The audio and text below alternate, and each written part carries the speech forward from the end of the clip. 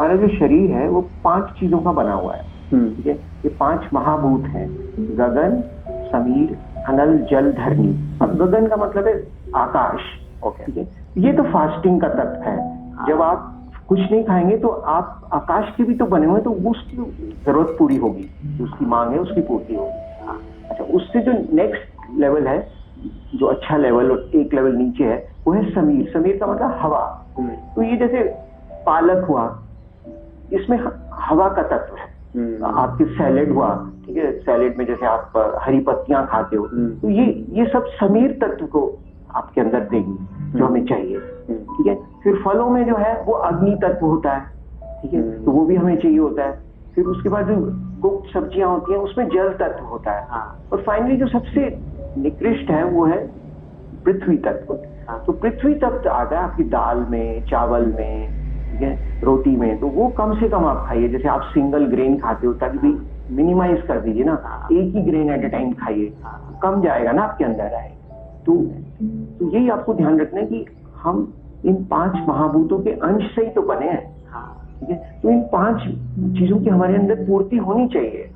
तो अगर आप सारा टाइम आप खाते ही रहोगे तो फिर गगन तत्व का क्या होगा? ठीक है, तो आपको आकाश तत्व भी लेना है, इसलिए 12 से 15 घंटे आकाश तत्व को लीजिए, वो सबसे ज्यादा जरूरी है आपके लिए। ठीक है, उसके बाद हवा का तत्व या समीर का तत्व, उसके बाद अग्नि का तत्व, उसके बाद जल का तत्व, और फाइनली सबसे लीस्ट इंपॉर्टेंट है आपके लिए पृथ्वी का तत्व। अच्छा, इसलिए ये ध्यान में रखिए, ऐसा खाना खाइए जिसमें ये वाली चीजें ज्यादा हो, वायु की ज्यादा हो, अग्नि की ज्यादा हो, जल की ज्यादा हो, सबसे कम उसमें आपकी पृथ्वी की चीजें। समझ गया। और वो आप स्वस्थ हो जाएंगे। तो वो जो 4 तत्व हैं, वो ये 4 तत्व खाने के हैं। और एक ना खाने वाला तत्व है आकाश। अच्छा। 5 तत्वों का तभी कहते हैं जब शरीर पूरा हो जाता है कि वो 5 महाभूतों में मिल गया। तो हम इन्हीं के अंश ही तो है हमारा शरीर। तो 5 की पूर्ति होनी चाहिए, लेकिन आप आकाश की तो पूर्ति करते ही नहीं हो। सारा टाइम रात को भी आपको भूख लगती है तो सोते सोते खा लेते हो, ये नहीं चलेगा। आपको 12 से 15 घंटे तो अपने आपको फ्री छोड़ना ही है शरीर को। आकाश तत्व दो ना उसको। हर एक तत्व की इंपॉर्टेंस है।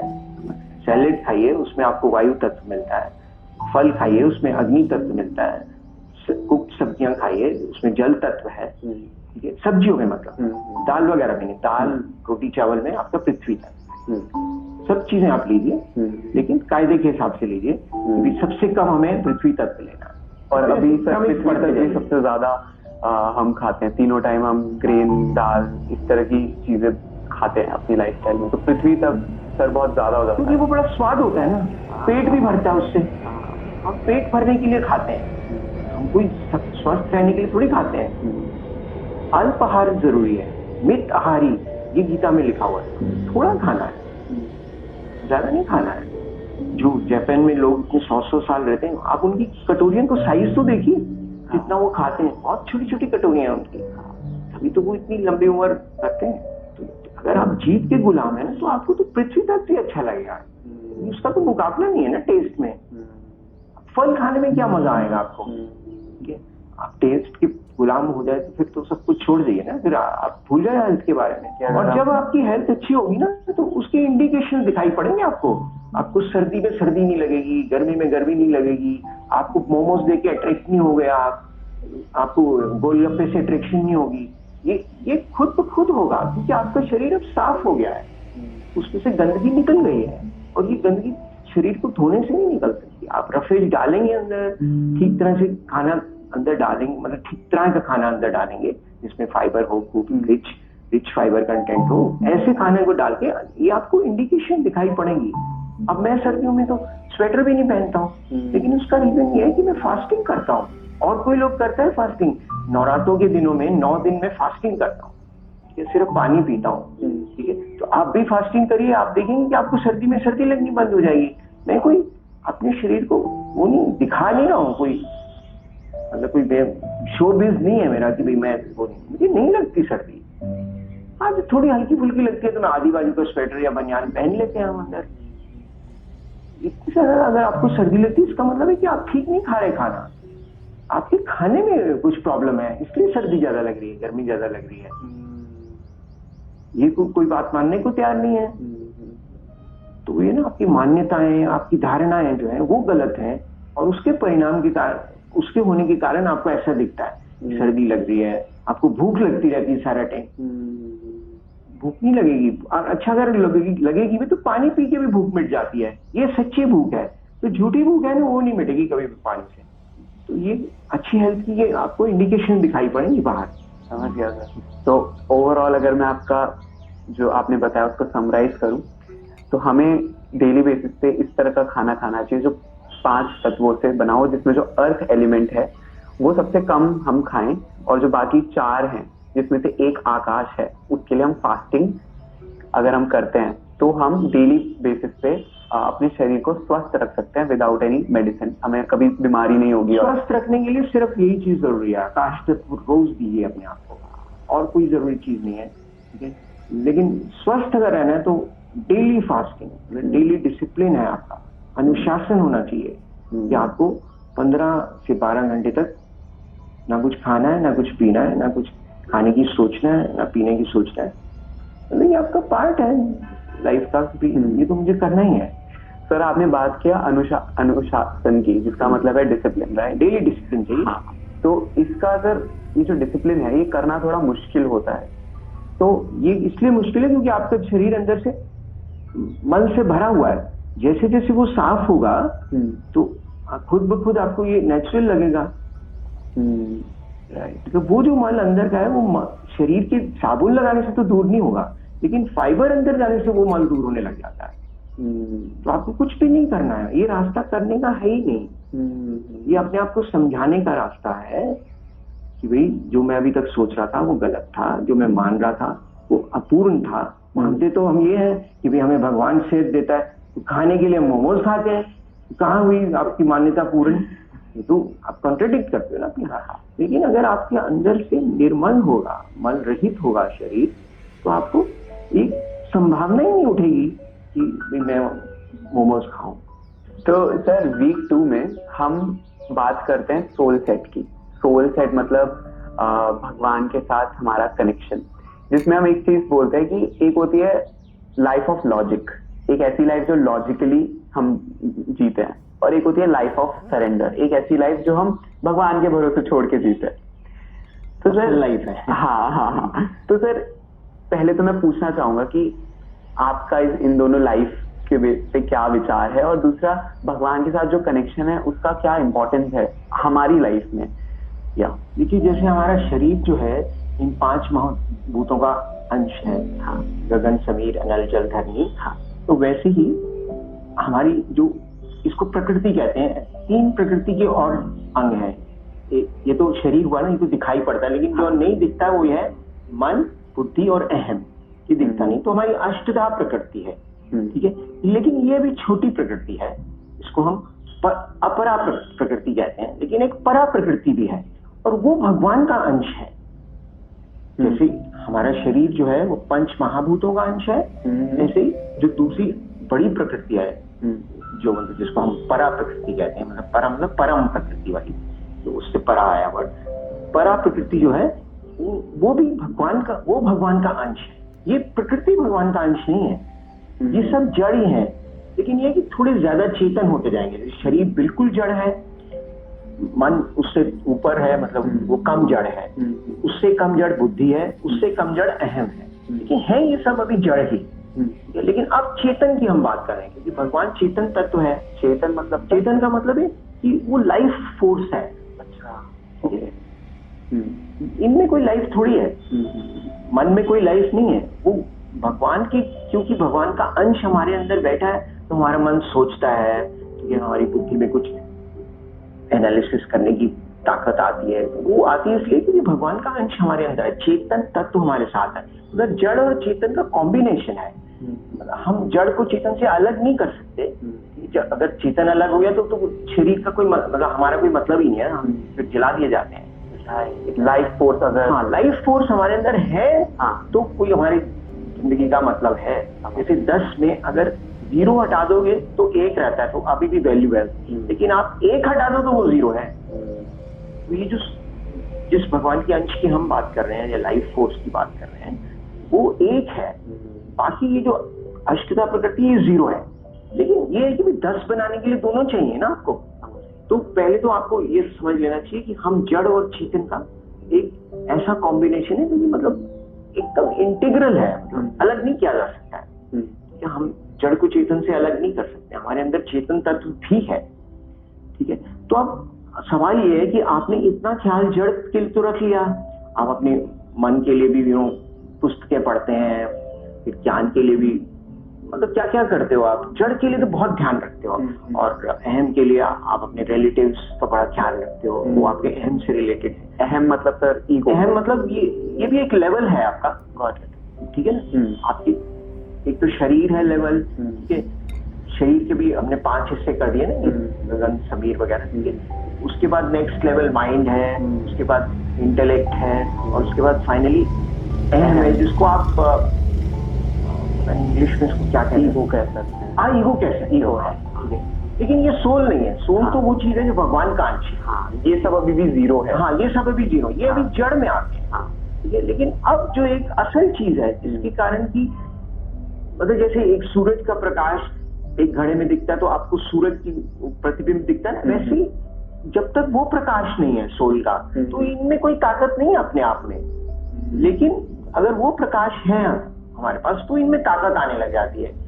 शरीर चलता फिरता है, मन से आप बड़ी सिस्टमेटिकली चीजें कर सकते हो, मन ऑर्गेनाइज करता है चीजों को, ठीक है। फिर इंटेलेक्ट से आप एनालाइज कर सकते हो क्या ठीक है क्या ठीक नहीं है, क्या हम करें क्या ना करें, और फाइनली आपको ऐसे लगता है कि भाई ये दुनिया में मेरा भी कोई अपना है, ठीक है। तो वो आपका अहम वाली बात है, ईगो वाली बात है। तो लेकिन ये हो इसलिए रहा है क्योंकि आपके अंदर वो एक क्विंटेसेंस बैठी हुई है अंदर, मतलब आपकी जो सोल फोर्स कह लीजिए, जो भी लाइफ फोर्स कह लीजिए, वो अंदर बैठी हुई है।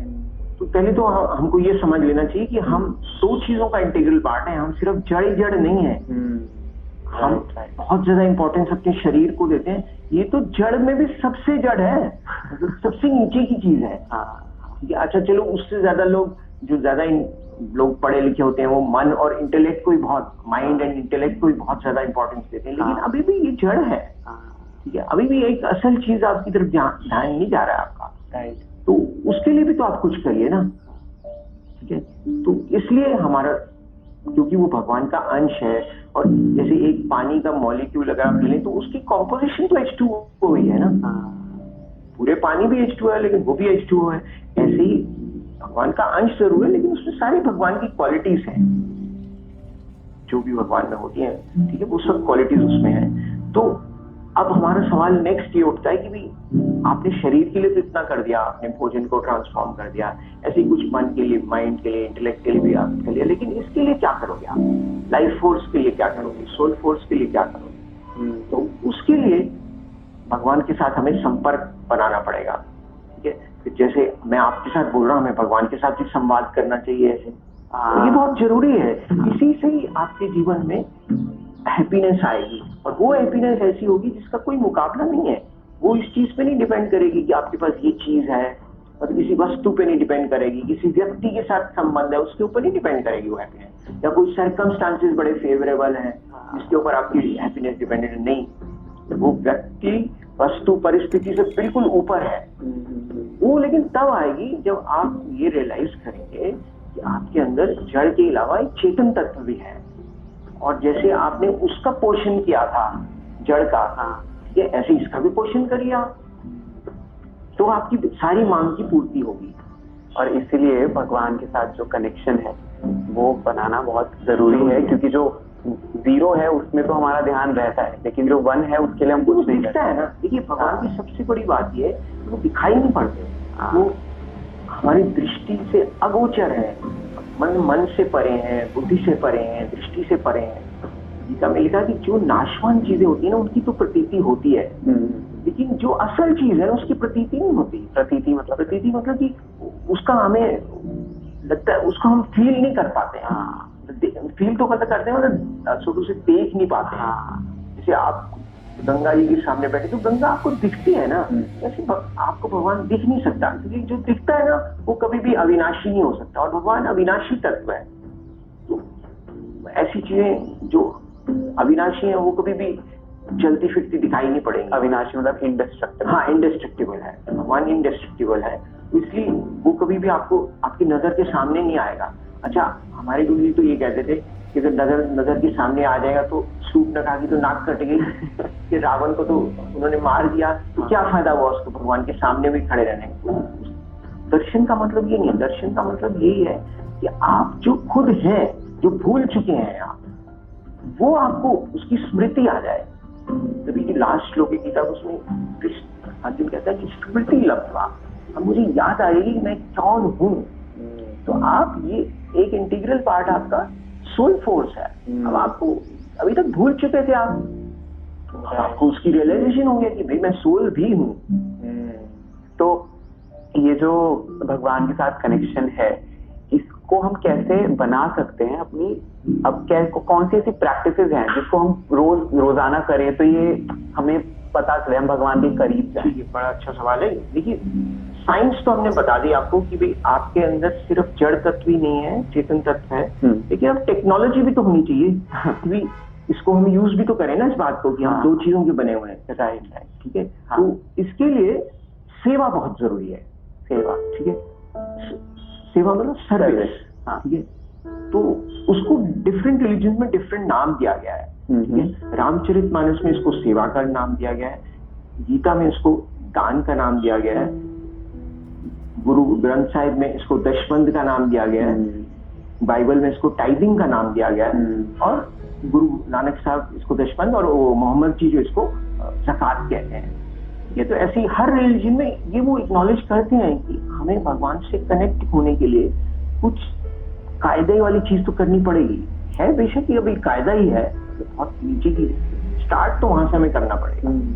तो इसलिए आप जो है सेवा का एलिमेंट जरूर होना चाहिए आपकी लाइफ में। सेवा बिना पैसे के नहीं हो सकती।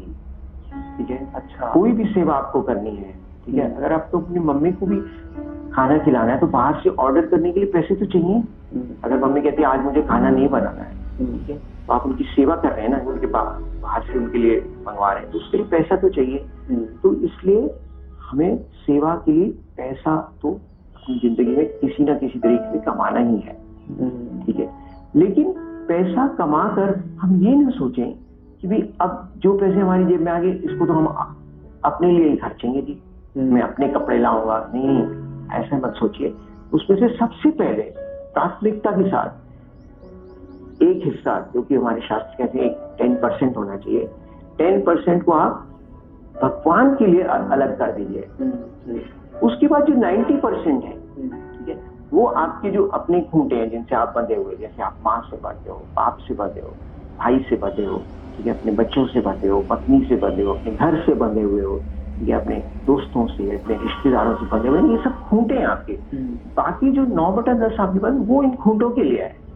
ऐसा नहीं है कि आपको दुनिया में रहना नहीं है और अपने कर्तव्य नहीं करने हैं, बिल्कुल करने हैं।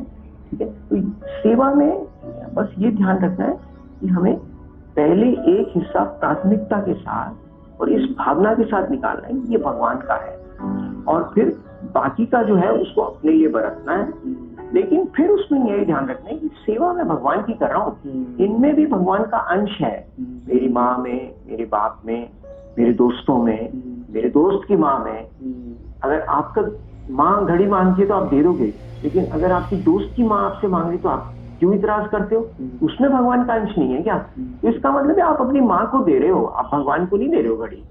लेकिन आपको ये याद रखना चाहिए कि भाई मुझे तो अपनी अपलिफ्टमेंट करनी है, मुझे तो हैप्पीनेस का लेवल बढ़ाना है। ठीक है, वो तभी हो सकता है, मतलब अगर मैं भगवान से ज्यादा प्रेम कर पाऊंगा। तो भगवान से प्रेम करने का क्या मतलब है? भगवान सब में है पहली बात, और वो हमारे दिमाग से परे है। तो भगवान सब में है, इसलिए सबकी सेवा होनी चाहिए। और भगवान दिमाग से परे, इसलिए मेडिटेशन करनी होती है आपको। ये दो चीजें भगवान से जुड़ने के लिए बहुत जरूरी है। तो सर, आपने कहा कि भगवान के साथ कनेक्शन के लिए सेवा जरूरी है, और सेवा के लिए हमको पैसा चाहिए। तो जब भी कोई भी रिश्ता बिना पैसे के नहीं चलता। तो सर, जो 10% रूल जो आपने बताया है, उसको फॉलो करके हम भगवान के साथ कनेक्शन बना सकते हैं। पर क्या होता है ना सर, ये जो बात है वो हमारे लॉजिकल माइंड में फिट नहीं होती। मतलब लगता है कि मतलब अगर तो आप भगवान से रिश्ता करना ही चाहते हो तो ठीक है, मत रखो। हम कब कह रहे हैं कि बनाओ आप रिश्ता, तो लेकिन फिर आपकी जिंदगी में हैप्पीनेस नहीं आएगी। आपके पास संपन्नता बेशक हो, जब पैसे खूब आएंगे, लेकिन आपके जीवन में हैप्पीनेस का इंडेक्स नहीं बढ़ेगा जब तक आप भगवान से कनेक्ट नहीं होंगे। तो हैप्पीनेस का इंडेक्स बढ़ाने के लिए आपका लॉजिकल माइंड क्या कर सकता है? जब वो माइंड के बियॉन्ड ही है भगवान, तो ये तो आपको बड़े बड़े लोगों की जीवनी से शिक्षा लेनी पड़ेगी कि उनके जीवन में हैप्पीनेस का इंडेक्स क्यों था इतना ज्यादा और हमारे जीवन में इतना काम क्यों है। तो आप देखेंगे कि वो भगवान से कनेक्टेड थे। राइट। किसी के भी जीवन में आप देख लो, ठीक है, रामकृष्ण परमहंस इतने बड़े थे, इतना उनका प्रेम था भगवान से, लेकिन वो पैसे को छूते भी नहीं थे। एक बार विवेकानंद ने उनके बेड के नीचे एक अशर्फी रख दी, तो वो कहते हैं आज मुझे कोई काट रही है चीज, तो मतलब वो टेस्ट करना चाहता था कि कितना ये ठीक कहता है कि मुझे पैसे से कोई मतलब नहीं है। तो उसको ये तो नहीं पता था कि कुछ नीचे रखा है, लेकिन उसको कुछ अनकंफर्टेबल फीलिंग हो रही थी। तो ऐसे ही अगर आपका पैसों, जैसे जीसस क्राइस्ट कहते हैं कि जब तक आपका पैसों का मूल्य नहीं आंखों में गिरेगा ना, तो भगवान के साथ कभी संपर्क नहीं हो सकता। पैसों का मूल्य गिरेगा तब, अगर आप थोड़ी जेब भगवान के लिए भी तो रखो। अगर शायद आपने बीवी को ही दे दिया, तो कहाँ से भगवान के लिए निकालोगे आप? ठीक है, तो आपका पैसों के लिए मूल्य नहीं गिरेगा।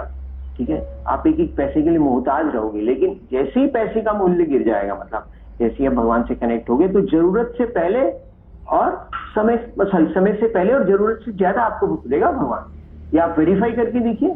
हम ये नहीं कह रहे कि लोगों ने ऐसी मनगढ़ंत रूल बनाए हुए हैं, आप उसका अनुभव करके देखिए अपनी लाइफ। जरूरत से क्या सर? समय से पहले, हाँ, और जरूरत से ज्यादा क्या मिलेगा सर? जो भी आपको काम करना है। अच्छा, उसके लिए पैसों की जरूरत होती है ना। जैसे आपको घर में शादी करनी है, घर में टेंशन हो जाती है। ठीक है, अब जैसे मेरी जब बेटी की शादी थी, छोटी बेटी की शादी, तो उसने मेरे से पूछा कि पापा मेरे फादर इन लॉ, मेरे मदर इन लॉ इतने टेंस, आपको कोई टेंशन नहीं है? मैंने कहा मुझे क्यों टेंशन हो, जब मेरे अंदर दिमाग ही नहीं है। ठीक है, मैंने सब भगवान पे छोड़ रखा है। हाँ, मुझे किस बात की टेंशन हो? बिल्कुल यही बात है कि आप जितना भगवान से संपर्क करेंगे, आपकी सारी रिक्वायरमेंट्स जो है, रिक्वायरमेंट्स तो पैसे से ही पूरी होती है ना। कि आपको मटेरियल चाहिए, कुछ चीजें चाहिए, कुछ आपको कैश होना चाहिए, हाथ में कुछ काइंड में होना चाहिए, वो सब आपकी टाइम से पहले और जितनी आपको चाहिए उससे ज्यादा पैसे आपके पास दिखाई पड़ेंगे। तो सर आप ये नहीं कह रहे कि पैसे का इम्पोर्टेंस हमारी लाइफ में नहीं है?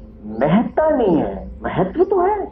हाँ, महत्व है, लेकिन महत्ता नहीं। हाँ, मतलब इम्पोर्टेंस और अर्जेंसी दो चीजें हैं। हाँ, मतलब कि इम्पोर्टेंट तो है, बट अर्जेंसी नहीं है कि भाई आपके पास अभी पैसे हो और उसको बैंक में रखते रहो, ऊपर बढ़ते रहेंगे, ऐसा नहीं है।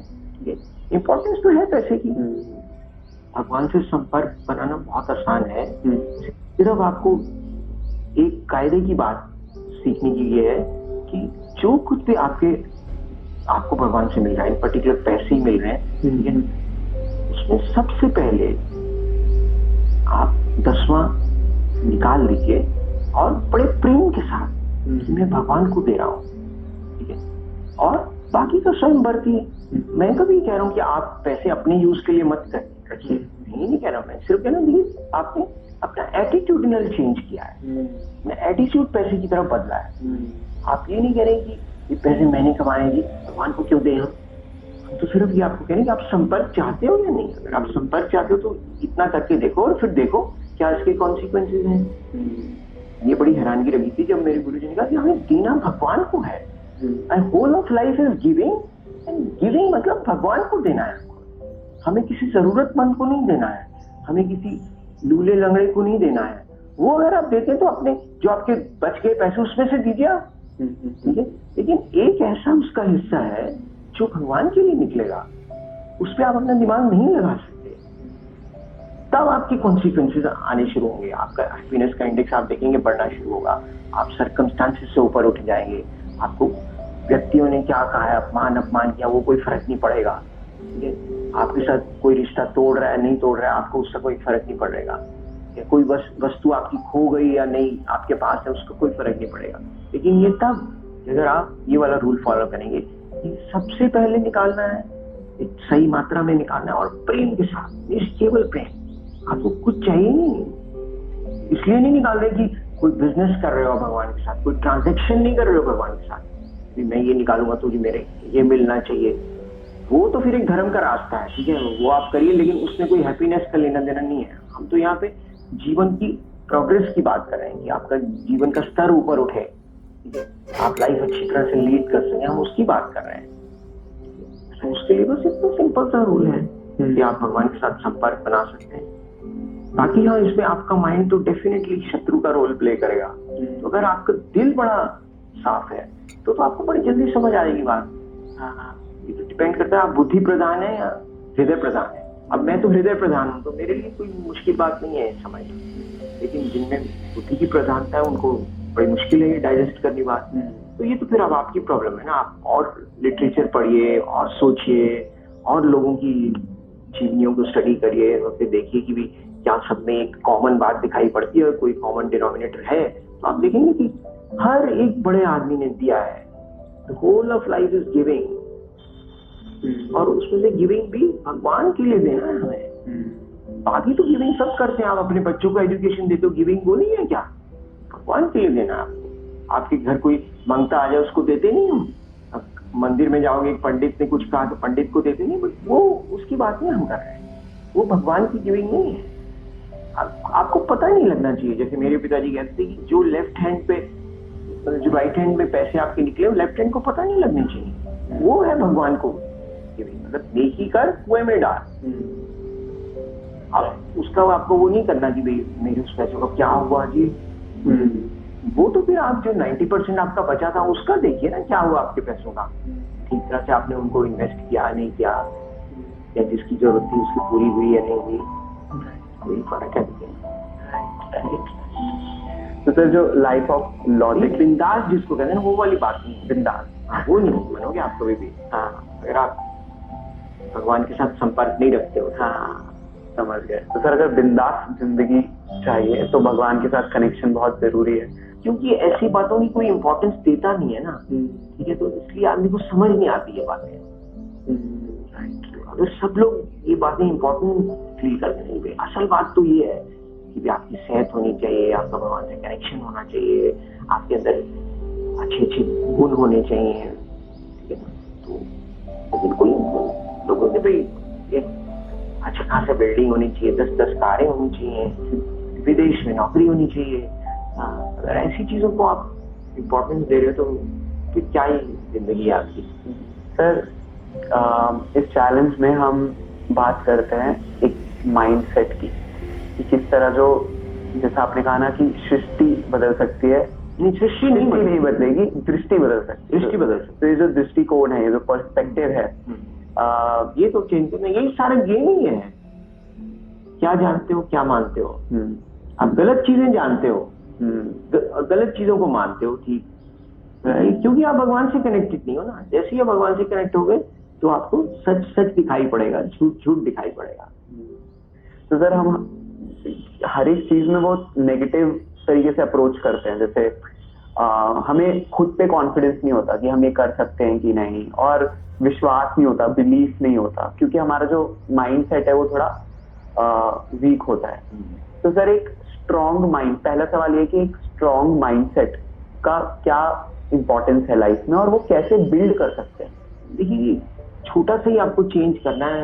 आपको नेगेटिव एटीट्यूड से पॉजिटिव एटीट्यूड, मतलब थोड़ा एटीट्यूडनल चेंज करना है, कुछ ज्यादा नहीं करना है, इसमें कोई खास मेहनत नहीं चाहिए, पर हाँ नेगेटिव से पॉजिटिव की तरफ जरूर आना है। तो आप जैसे विवेकानंद कहते हैं कि भाई अगर आपने ये सोच लिया कि काम नहीं होगा तो नहीं होगा आपसे, क्योंकि आपने सोचा है। अच्छा, अगर ये काम होगा तो होगा, इसमें इतनी हैरानगी की कोई बात नहीं है। लेकिन हाँ, अगर आपके काम होते होते भी फेलियर आ रहा है तो कोई बात नहीं, फेलियर के कारण आप किसी को बता तो सकते हो, यार मैंने ऐसे किया तो ये फेलियर आया मुझे। अच्छा, अगर आपका काम हो ही गया तो आप लीडर बन गए, तो दोनों केसेस में आपकी कंट्रीब्यूशन तो है ना। तो ऐसे आप सोचिए ना, बहुत ज्यादा अपने आप को परेशान मत कीजिए ना। नेगेटिव एटीट्यूड आपका धीरे धीरे बन जाएगा पॉजिटिव, ठीक है ना। चलते रहिए, रुक मत चाहिए एक जगह पर जाके, नहीं ये तो मेरे से होगा ही नहीं, फिर तो नहीं होगा वो। राइट। तो बहुत सारे लोग सर इस चैलेंज में आने से पहले इसी तरह के माइंडसेट से आते हैं कि अरे वो तो सोचेंगे हम 5 AM उठ ही नहीं सकते तो नहीं उठेंगे। हाँ, आप पहले अलार्म लगा के उठो, फिर देखो कि इससे आपको क्या फायदे होते हैं। इस तरह से होता है। बिल्कुल, मतलब पहले एक्सपेरिमेंट करो, जैसे आप कहते हो फिजिक्स के स्टूडेंट हो, एक्सपेरिमेंट करो और फिर उसको अप्लाई करो, अगर रिजल्ट आए तो ठीक है, वरना। और देखिए एक्सपेरिमेंट के रिजल्ट सबके लिए सेम आता है। अगर गौतम बुद्ध ने कहा है कि early to bed early to rise से हेल्दी वेल्दी वाइज हो गए, एक्चुअली उसी की स्टेटमेंट है। अच्छा, ठीक है, तो आपका भी यही रिजल्ट आएगा। आपने प्लैंक्स कांस्टेंट की वैल्यू निकालनी है, ऐसा नहीं हो सकता कि ऑपरेटर्स इश्यू कराने के बाद आपकी वैल्यू कुछ और आ जाएगी, ऐसा नहीं होगा कभी भी। जो बात सही है वो सही ही है, सिर्फ ये कि अभी तक आपको नहीं पता थी वो बात, या अब आप उसको पता लगा रहे हैं। तो ऐसा कभी नहीं हुआ कि आपके रिजल्ट गौतम बुद्ध से अलग आएंगे। आप भी वाइज बनेंगे, आप भी वेल्दी बनेंगे, आप भी हेल्दी बनेंगे। तो सर ये जो यंग जनरेशन है आज की, उनके अंदर एक कांस्टेंट फियर है कि उनका लाइफ में क्या होगा, क्योंकि कोई डायरेक्शन नहीं है और उन्हें समझ नहीं आता कि कि क्या क्या करें, कहाँ जाएं।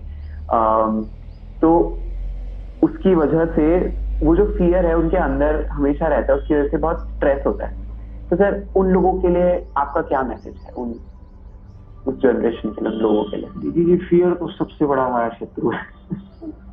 आलस और फियर, ये दो तो बहुत बड़े शत्रु हैं। कुछ नहीं किया जा सकता, आपको तो फियरलेस होना ही पड़ेगा। 16 चैप्टर गीता का पहला वर्ड फियरलेसनेस है। फियरलेसनेस तो आपको लानी ही पड़ेगी। अगर आपके पास ऑप्शन है कि अगर मैं ऐसे नहीं तो ऐसे कर, तो कभी भी नहीं आपको वो सक्सेस मिलने वाली है। कि तो कोई ऑप्शन होनी नहीं चाहिए। अच्छा, हाँ, बिल्कुल कोई ऑप्शन नहीं होनी चाहिए। जैसे आपको पता है कि भी मुझे IAS ऑफिसर नहीं बनना, नहीं बनना, नहीं बनना, ये नहीं है कि किसी के कहने पर एक दिन तैयारी करने लग जाओ कि बस ऑप्शन होंगी, चलो यार अब तो वो नहीं, चलो यार ये ट्राई करते, ऐसे नहीं। आपको जो करना है वही करिए आप। ये रास्ता कॉपी करने का नहीं है। दूसरों की तरह नहीं हमें बनना है, दूसरों के लिए बनना है। दूसरों के लिए बनेंगे तब अगर हम फियरलेस होंगे और जो अपना रास्ता खुद बनाएंगे।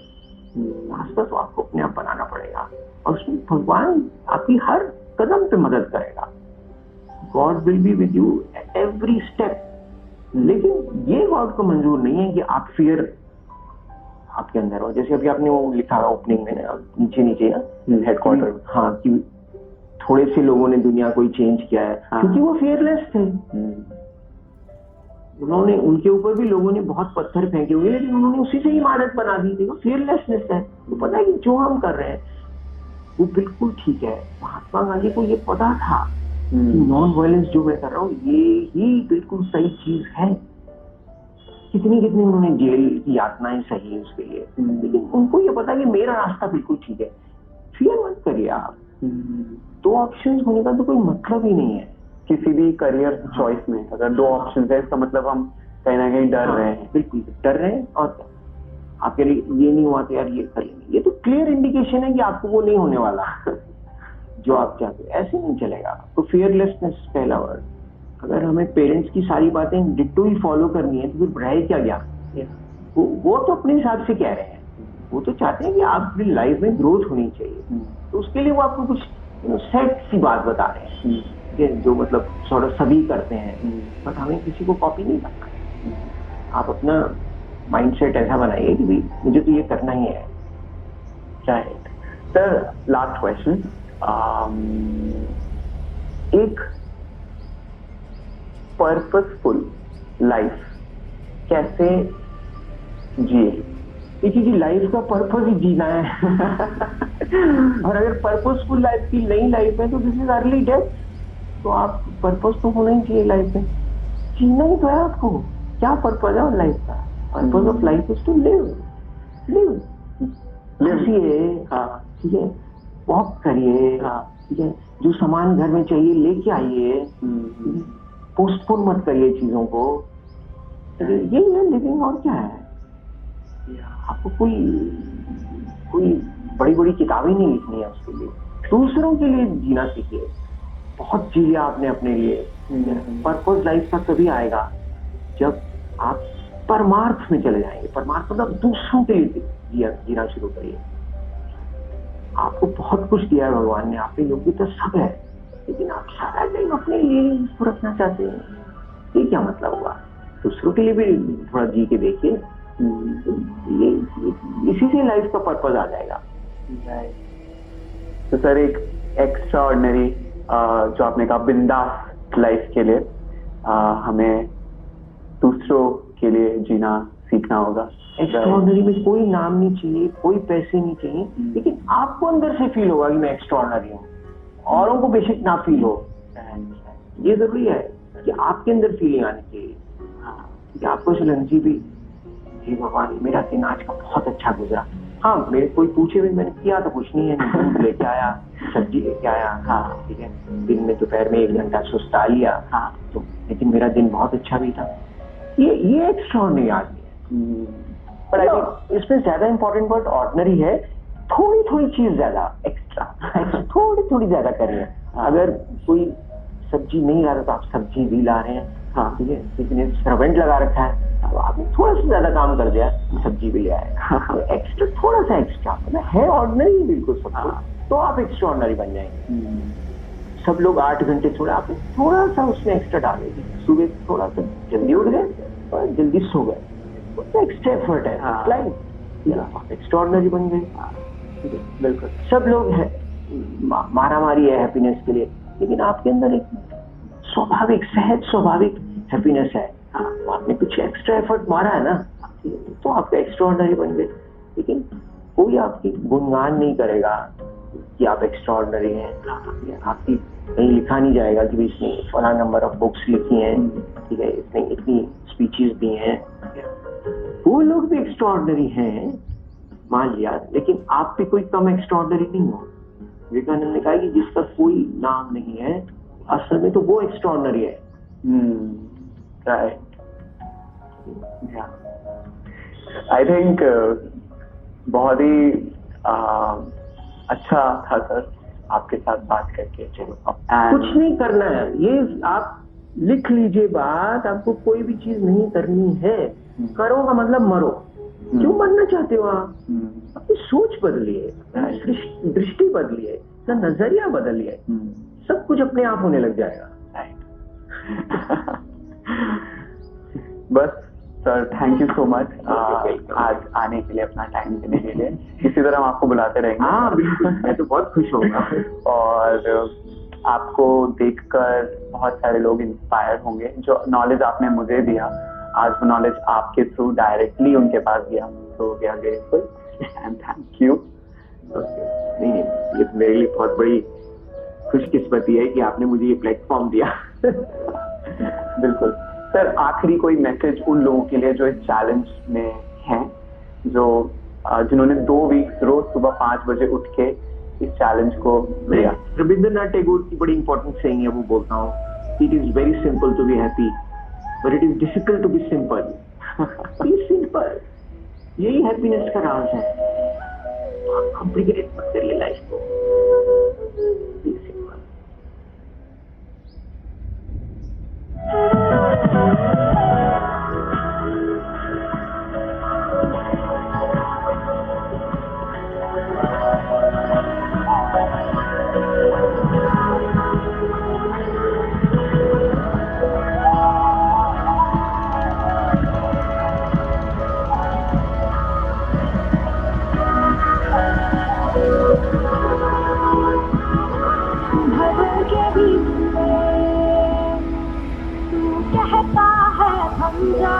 तू मेरी ताकत है, तू ही मेरा ईमान भंवर के बीच में। तू कहता है थम जा, तू मेरी ताकत है, तू ही मेरा ईमान।